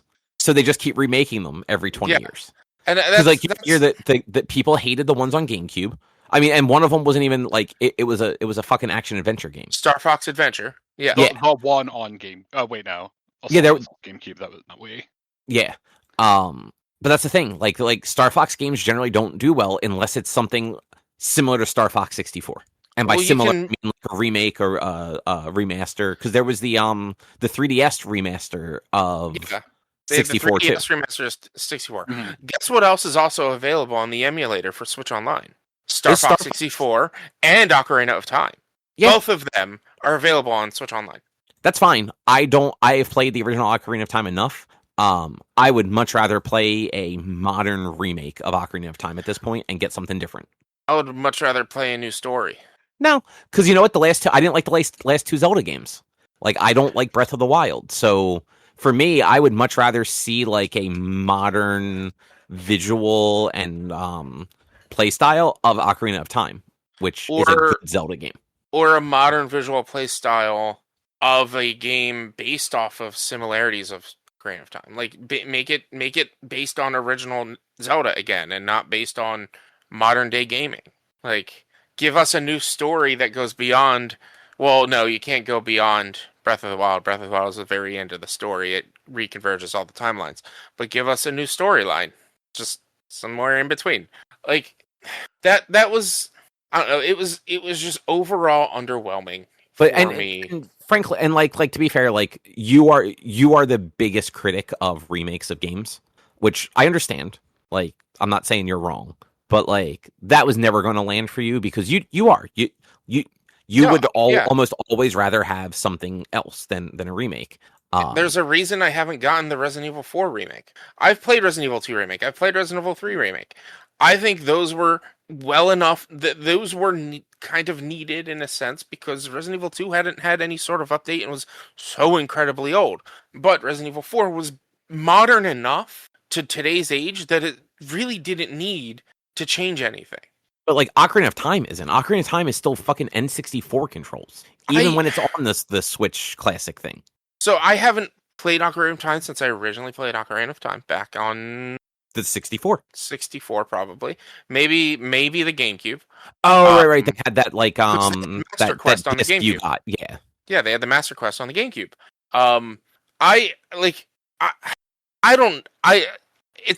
It's more accessible than Resident Evil 2 and 3 were at the time that they were remade. Couldn't you always get question? Couldn't you always get the old Resident Evils like on Steam and stuff? No. Oh, okay. I thought didn't come out on. I mean, one, you got to remember they're older than Steam is. Yes. And two, Japanese developer. They didn't put games on fucking PC. What are you talking about? For some reason, I thought like the original 3 Resident Evils had just been ported to PC like years ago. I think the first Resident Evil game that came out on PC was 5. Apparently, and I thought yeah, actually, it's right. Resident Evil 2 1998 was not released on Steam until 2 months ago. Holy shit! Wow. April 1st, 2026. Now, I played it on GOG, which I don't know how long ago that was put on, but like that's the accessibility that I'm talking. Like, I don't know. Like, when Resident Evil 2 Remake and Resident Evil 3 Remake came out, these games weren't as easily playable and accessible. Now that they are, like, probably, I don't know. It's hard to say. Like, I love Resident Evil 2 Remake. I think Resident Evil 2 Original, 98, really incredible game. The thing is, they did diverge the story a little bit, so if you're trying to go canon, you have to go remake more so than the originals. Right. Resident Evil 2 was released on GOG in 2024. There you go. So, and Resident Evil 2 Remake was probably around the same time. Yeah. Let me find it. Remake. Oh, actually 2019. Yeah. Still, those are still way more recent than I thought. Like, those are games I assumed were playable. Were they on like? I wonder. They had to have been released on like PlayStation stuff, right? Maybe. I don't know. Probably not. I'm trying to look now. Resident Evil 96, Nintendo DS in 2006. Oh yeah, there was that. Forgot about that. Whereas the first Resident Evil, you also had every time they re-released Resident Evil 1, it was the 2002 remake. Yeah. I forgot about that one, that they remade that so long ago. I'm actually a little surprised that they didn't do like another remake of that one since it was 20 years later. Mm-hmm. Well, that's I think because Resident Evil 2 was like on much higher demand and because they never remade it and made it available elsewhere. Probably is why they did it. But like even like Resident Evil 4 was released on Steam in 2014. Like it's been and it was released several times. Yeah, it was. After it was released on GameCube. Like it has been available on every console. It has been Skyrim'd as well. Like every console that came out for a while, that was like the benchmark. It was like Doom, Skyrim, and Resident Evil 4. Yeah. Yeah, that's actually really surprising. I did not realize those first 3 Resident Evils were that unavailable previously. Because it specifically 2 and 3 though. Specifically 2 and 3. True. But yeah, like even then, like if you would have asked me to just like say, I'd be like, oh yeah, no, those have probably been on Steam since like 2011 or something. And I'm sure they existed. Oh, actually, it looks like Resident Evil 2 had a Windows release in 1999. And where can you get Windows games? Well, I mean, Windows just means PC. Yeah. But yeah, like even like like I said, Resident Evil 4 Classic, the original Resident Evil 4 was what, 2014 on Steam? Resident Evil 5, I think Drew might have already said that, it was 2015 on Steam. Resident Evil 0 was 2016 on Steam. And those were up-resed versions. Yeah, but to the Zelda thing though, like I tried playing Ocarina of Time on like the Switch. Like N64 games don't control well with modern controllers. They don't. Yeah, but it's also, is it that they don't control on modern controllers, or is that you just have to get used to the old controls scheme again? No, like yes, if you spent 10 hours playing the game, you could adjust to the shitty controls, but like they were bad controls in 1998. They're worse controls now when all consoles have dual analog sticks. Because you got to remember, like those games all relied on the C buttons for like camera controls and shit a lot of times too, and you had very like limited camera mobility. It was up high, mid, and down low was basically your camera, and like a pan, not even a panning, but a circle left and right. You could maybe go all the way around, but like they're just like it's 30-year-old like technology. Like having a modern remake of something that old, I think is worth it. I agree with you. Like the Resident Evil 4 one, like. Sure, visually, like it's cool that the game got like a visual overhaul, but they've re-released that game on modern hardware so many times that like it works with like. It was released on hardware that already had dual analog sticks. Like it supports modern control schemes natively. Like you don't. So when I first got the Steam Deck, I got and I installed EmuDeck on there. One of the first things I tried was Metroid Prime, the first one on GameCube, which again, like GameCube didn't really have like a dual analog stick. It had the C stick. So like you didn't really have full, like you couldn't look around in a first person game. One of the first things I did with, come on, that C stick is perfect. The C stick was slightly awkward. It's an analog stick. It's fine. Also, I would argue Metroid Prime, like they just did bad with ideas of controls and didn't think to unlock the. If I remember correctly, Metroid Prime, it's very you couldn't to like you had to hit a button to then look around. Yeah, like it was kind of like the thing in Mario Sunshine, the flood, because GameCube had the analog triggers where like if you pulled it down all the way, it like acted as like a second click essentially. It was something like that. You had to hold a button. And then you could look around with the main analog stick. You didn't have like full range to like look left and right with the C stick. It was less of an action game, more of a puzzle game. So like it was still action, but it was less action. But on the Steam Deck, I set it up to do like a custom control scheme where like the analog stick actually unlocks and you get to look around, and like the game just feels better as a modern game, even though it is a 25-year-old game, being able to play like you have like that range of motion. It doesn't change the gameplay really at all because it's still the same. Like you need to scan things and explore and all, but like just being able to move and look and stuff like seamlessly makes it feel like a way more cohesive game. Yeah, and I hope Zelda is like that. I mean, we know nothing about what this is going to be yet. We just. December, like that's the other thing, and that, again, it pissed me off. It's what I've been saying this whole time with like the different directs. Is this one Zelda comes in this year? We don't have an actual date for it yet. It just said 2026. There was no month, so that comes out this year. And all they said is we'll have more on that later. Yeah, I mean that's that motherfucker. This is the time for it. Is it though? It is. If the game comes out in 6 months, it's June. Yeah. It's halfway through 2026. I mean, yes. Now is the time to give us the more information. They could have cut out and made more of a montage of all of these ports. Like, hey, check out what's coming to Switch 2.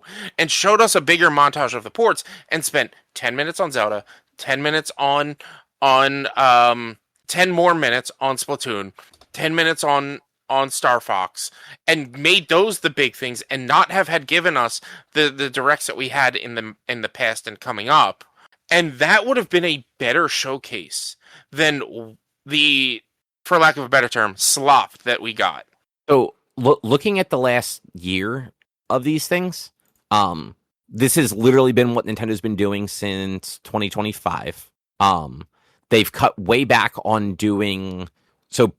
Previously, actually 2024 too. For a while there, you would get like 3 or 4 directs a year. Like actual Nintendo directs, not like the indies and stuff like that. And in those, it would be what Tuesday was. It would be here's 10, 15 games over the course of 45 minutes to an hour.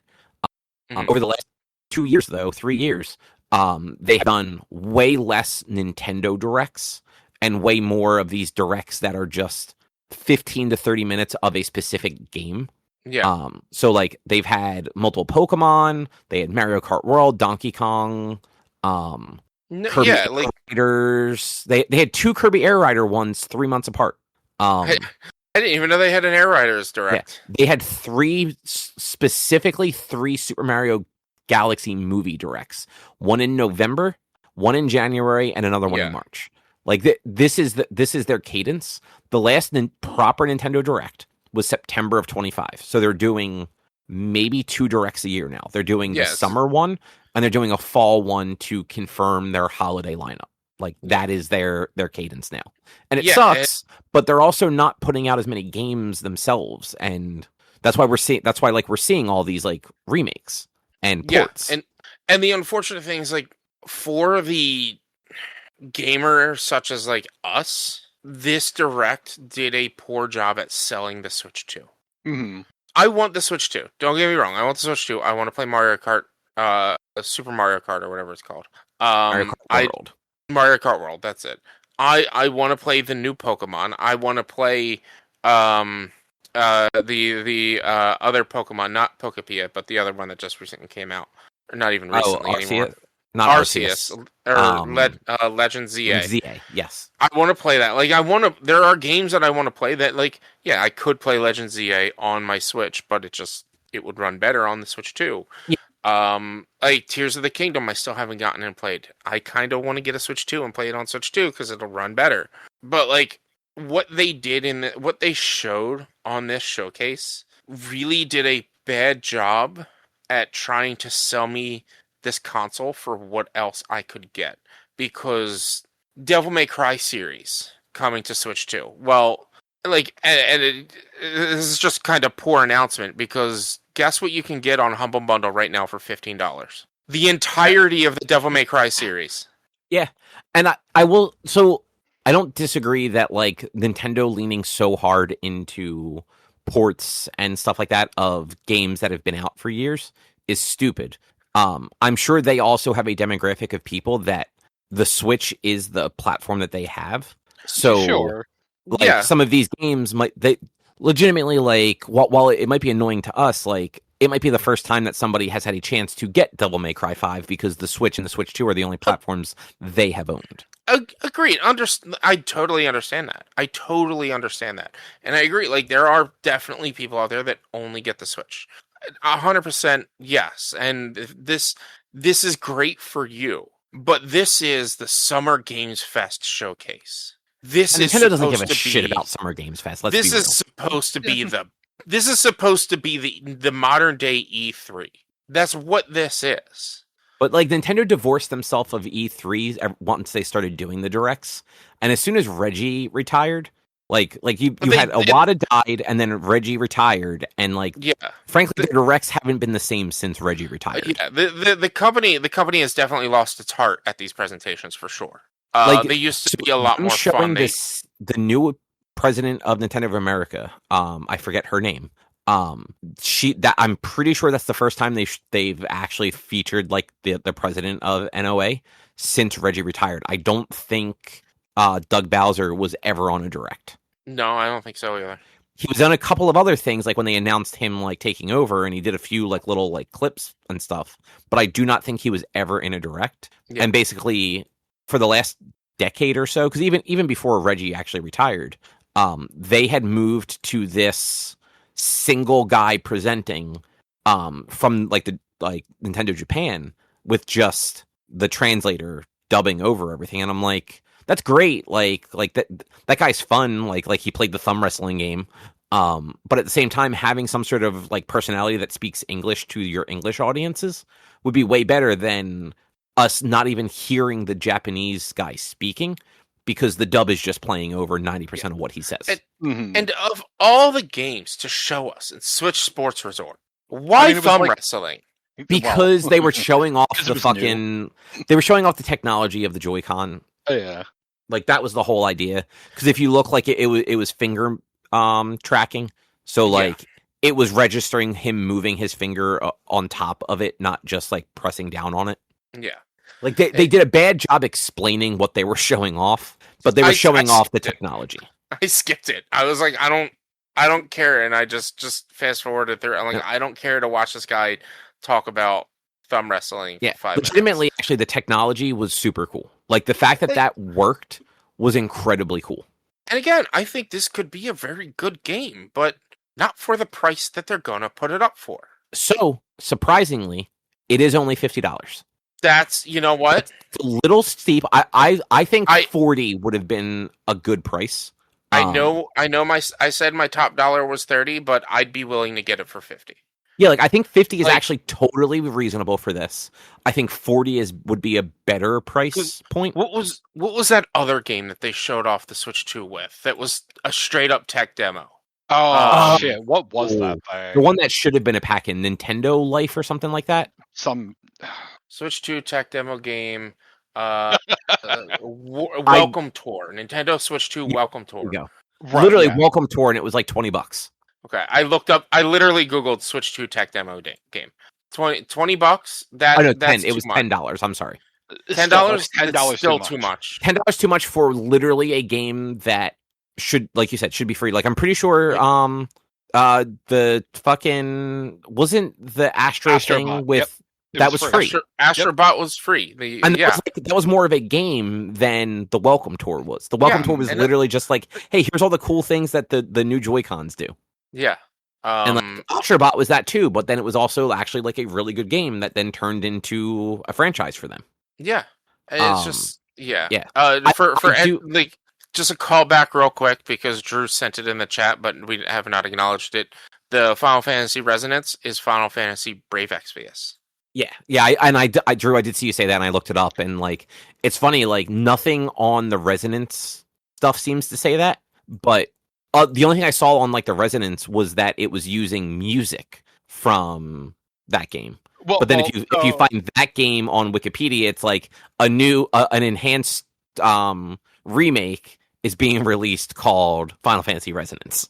Yeah, and it's a fucking gacha game. Like it's literally well, at least the mobile game was. It was, hey, play a little bit, and then you'll get a random old Final Fantasy character joins your team. Oh, I hope they do change that. This definitely one seems, one thing they announced in that thing.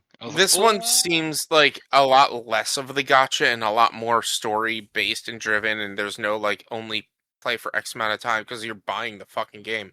Like right. It seems like there's an actual story, and like you can still get the old characters as like summons, is what it looked like. Yeah, is what they were showing. It does look cool. Don't get me wrong on that one. It does look cool. And like of all of the ports that they showed, probably the best one and probably the most necessary of a port to where like I'd be more than willing to play this one over anything else that they showed. But like I said earlier, I personally honestly feel like Microsoft Flight Simulator's update was more interesting than most of the stuff they had at this show. Yeah, no. So whereas I skipped the Flight Simulator and watched almost all of the Nintendo stuff. I mean, I won't go as far as Juana on that. I fucking hated this Nintendo showcase, though. You also aren't into most of Nintendo's properties. Yeah, none of it was Nintendo's properties. Well, and also that's released. Like, it really wasn't. So the first thing I fucking loved they started with Rhythm Heaven. That looked great. Then they immediately showed two things that got shown in the Sony press thing 3 days ago before or whatever. Yep. And it's like, okay, I'm out. And then it went into a bunch of other shit that I was like, I don't care. To the point that I missed that fucking House, the Untitled Goose Game people had a thing in the Nintendo Direct. What was their thing? It's a game called Big Walk. It looks better than fucking everything else on this Direct. It's also going out on everything else. Sure, but I hadn't seen it before. But I got so annoyed by this Direct that in scrolling through it, I must have completely skipped over the 3-minute trailer or whatever it is. Because don't care. I've seen Big Walk talked about in the past, which is why I was just okay, it's gonna be a Steam game. It's gonna be it's coming out for everything. Yeah, it's coming out for everything. It looks fucking goofy as shit because it's fucking House, so of course it is. Ninjala 2, I was like, this actually kind of seems interesting. What about Jujutsu Kaisen Rumble Survivalation or whatever? Survivation? Oh, them reskinning Vampire Survivor it's not Jujutsu like a Kaisen? Straight reskin though. It is from the people who made Vampire Survivor. Yeah. Oh, okay, good. Yeah. I didn't do that. Just I looked at that. I'm just like, oh, it's just they put Jujutsu Kaisen stuff over Vampire Survivor. That's what it looked like to me. But I didn't like Vampire Survivor. Oh, Vampire Survivor is so good. I want to play Jujutsu Kaisen now. I do. So I want to watch Jujutsu Kaisen. So I can be more interested in that game. But yeah, on your note of Onimusha, Dragon's Dogma, they showed RuneScape, which was shown in the previous. Obviously, none of the companies or people that put the stuff on talk to each other. So there's no communication on who's being shown what, right. And it makes me wonder did Nintendo look at the Sony stuff and go, well, son of a bitch.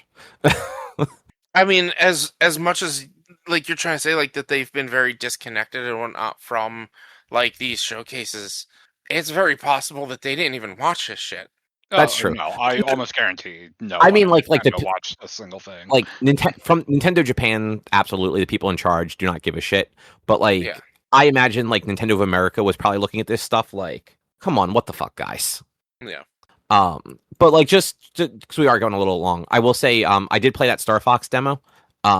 It's actually it looks really good. Visually, it's stunning. It does. It plays. It actually plays fairly well. I didn't. It's literally the training and then one mission, and I didn't, because that's all it was. I didn't have time to really dig in to see if you can change the controls much. The only thing I did was I turned off the inverted up down because I just can't. I used to play inverted everything, and now I just can't do it anymore. But the standard controls don't feel good for how you play that game at all. I'm hoping that it's just it's minor stuff. For whatever reason, both of the top the triggers were doing the same thing. They were both doing the the turn sideways or double tap to roll. That's Star Fox. Yeah. No, which is great. But there's two of them up there. There's the L1 R1 and L2 R2. One of each should be the sideways. The other one should be your fucking shoot instead of A. Nah, man, that would just. It's always been A. It's always been A. It has always been A, but that was because the guns are on a trigger. Yeah, but it's been A because back then the last two times these games were made, you didn't have access to 4 shoulder buttons. You had access to 2 and 1. Well, I guess 2 and 2 because technically the Z could have also acted as a shoulder button. But yeah, with just the way the Switch holds, especially if you're playing in handheld, it was not comfortable the way you had to kind of hit stuff to do different things. But there was control settings, so I imagine there are settings for that. So that's not oh fuck this game, the controls suck. That's just this is not a good default control layout. Hopefully it's not just hopefully either they have a lot of presets or you can just do 1-for-1 mappings and change what stuff's what. Because it's playable as is. It's very unintuitive. But otherwise it looks good. It movement's good. A lot of that stuff's good. It's just the little things make it hard to kind of hit all the things you need to at once, I guess is the best way to put it. controllers have too many buttons now compared to 1992, and they haven't updated the controls since 1992. Here's the thing: you can use the mouse controls. Oh, so that was one of the they prompt you for that. You can't do mouse controls in handheld. Like you can't just detach one Joy-Con. I tried. I know. I'm just saying that in general, like you can be a little bit more precise and stuff with the mouse controls. But so have you tried that, Cobb? Is the mouse shit any good on that thing? So I tried it. I did. Again, you either have to be playing like docked or you have to have it in like kickstand. Because both Joy-Cons have to be disconnected. Right. I tried it a little bit with Pocopia because I saw that apparently it makes like some of like the construction destruction stuff a little bit quicker. I personally didn't think it felt good just because the Joy-Con's so thin. It wasn't comfortable to hold it that way. I also didn't have a good setup to be able to do it. Like if I was like at like a table and had like a mouse pad or like a book or something, it may have actually felt a little bit better because it would have been a little more consistent in the control. Right. That makes sense. But I think just the size of the Joy-Con for an adult hand, I don't think it's a good like feel to hold it that way. Yeah. But like it seemed accurate at least. And then that's what's me assuming that like some of the like inaccuracy was just like I was doing it on like my leg or the sofa, like whatever I had like available. But yeah. The demo was cool though. It's been so long since I haven't played Star Fox 64 since 1997, so I did not realize at the time that it was just a fucking remake. Like even after all of my soapboxing about remakes, Star Fox Evolved, I am more interested and inclined to get than honestly Ocarina of Time, and like Resident Evil 4 and whatnot. Like Star Fox, I've always loved Star Fox games. I thought Star Fox Zero was a very solid game. Like I said, Metacritic gave it a 7. It just didn't do good because it was on the Wii fucking U. Like I'm interested in Star Fox remake. I might get it if I get it. I'll probably get it if I get a Switch 2. Or when I get a Switch 2, but it's just like it's still more of a idea. Like you could have just given us a new story. It takes more work though than just reusing all the same stuff and just making it look pretty. Still got to build it from ground up. Yeah, but they don't have to write anything. It's all written for them. Oh, God forbid they do work. Capitalism, huh? Yeah, and see, we are the opposite there. Like I played the demo. I'm not going to buy Star Fox. I will buy the Ocarina of Time remake sight unseen though. Like it'll have to. I have to see it to know whether or not I'm really going to want it. Right now, I just couldn't care less. Yeah, I mean, I will say if that remake looks like absolute garbage when they finally show like gameplay, then yeah, I might not. But I doubt that's going to happen. And yeah, like I'm gonna be honest. While we've been talking, I've had these IGN articles up, and one of the things that like on the side panel that IGN was showing me is their article for the Ocarina of Time remake, and that shot of Link. Oh, that's such a weird. Kind of looks fucking AI as hell. I don't think it looks AI. I just think it looks fucking weird. So I'm just like in a I don't know about it because it gives me a bit of an AI feel. Listen, you should just be in the I don't know about it because it's fucking Ocarina of Time. Ocarina of Time is an incredible game. It's fine. You're the only person I've ever heard who did not like Ocarina of Time. It's not because the best it's worse Zelda. Link to the Past. I mean, Link to the Past is the better of the two games. I would much rather play Link to the Past, but I really like Ocarina of Time. Yeah. Anything else either you guys want to say though? Because we're over 2 hours now. We went long. Cool. I'll just wrap it up with like I think Rhythm Heaven looked cool as shit. Yeah. I'm excited for Fire Emblem and Xenoblade. Sure. I couldn't give a single fuck about Kingdom Hearts. I want to like Kingdom Hearts, and I've tried to play like I have the collections, and I've tried, and I get like 2 or 3 worlds in, I'm like, this is too much, and I just stop playing. I'm excited for Kingdom Hearts 4. I just need to play Kingdom Hearts 3 and understand what the fuck is potentially going on. True. Do you though? Will playing it help you actually understand what is going on? It will help me understand how Sora got to where he is. That is true. Probably. That is true. But yeah, I guess that's probably a show. Yeah, sounds like a show. All right. Well, if you would like to find more of our content, you can head over to www.one-quest.com. You can also help us out by supporting us at patreon.com/onequest. If you can't support us there with your dollars, you can go to your favorite podcast platform, Apple Podcasts, YouTube, Spotify. Rate us, review us, subscribe to us. Those things all help. You can also find us on social media, facebook.com/onequestonline or at @one_quest on Instagram and Twitter. And our Blue Sky is at one-quest.com. Our YouTube channel is youtube.com/onequestvideo, and you can always send us an email to social@one-quest.com. And Rich, you're still playing Hollow Knight, right? Yeah, twitch.tv/b_walnuts. We're on video game streaming Mondays, Wednesdays, Thursdays, and Sundays. Obviously not this Wednesday because it's 9 o'clock at this point. But yeah, we are still making our way through our Hollow Knight subathon sort of thing. We reached a total of 112 lives. We've died 45 times. And the last session we played was more than half of those deaths. In one location. There's an arena. It's the Coliseum of Fools, and it's the hardest Coliseum, and it is a straight up just 20 plus round set of fights leading into a boss fight. And so it's very hard. You've beaten that before when you played the game? Maybe. I don't know. I'd have to the story. I'd have to check.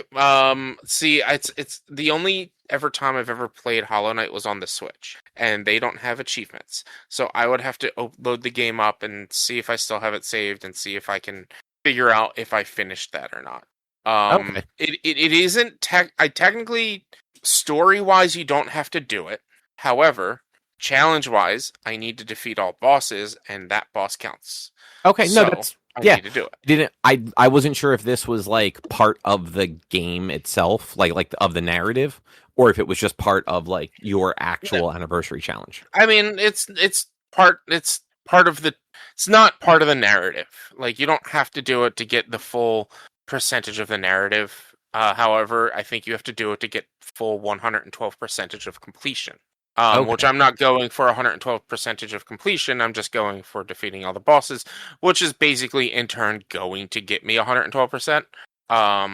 So yeah, but like, well, to get 112%, you need to face every boss first before you fight them in Godhome. So yes, you still have to do it to get to 112, but it's not for narrative reasons. It's just So, and for anyone who's wondering, Hollow Knight, when it was released, had 100% completion, and the way they did it was based on if you completed something that was a point in the percentile. So there was 100 different aspects that you could do, and then when they released Godhome, they gave you basically 12 more. Nice. So that's why it's 112% complete. It's not actual percentage. It's just here's the points that we're giving the percentage-wise, because before it was, and now it isn't because of the DLC. Okay. That's goofy, you gotta love Team Cherry. But yeah, so we got that. And then Thursdays are still going to be potentially Sea of Thieves, but we may be jumping to a different game for a bit because we were not happy with the most recent season and what's coming up. But we're sticking with Hollow Knight until I die all 112 times or complete all the challenges, whichever comes first. If I reach 112 deaths before I complete all the challenges, you guys got 15 minutes to get me more lives. And then the challenge is over whether or not I complete it. Nice. Well, I'm glad that you got a good showing of lives. Yeah, we're doing pretty good. I'm almost done the game. Like, I'm at basically the end sequences. There's a couple of more fights and things that I have to do the final boss before I go towards Godhome. But yeah, we're basically done. Nice. Well, I guess with that, we'll be back next week with something else to talk about. Thanks for listening. Bye. See you. Bye.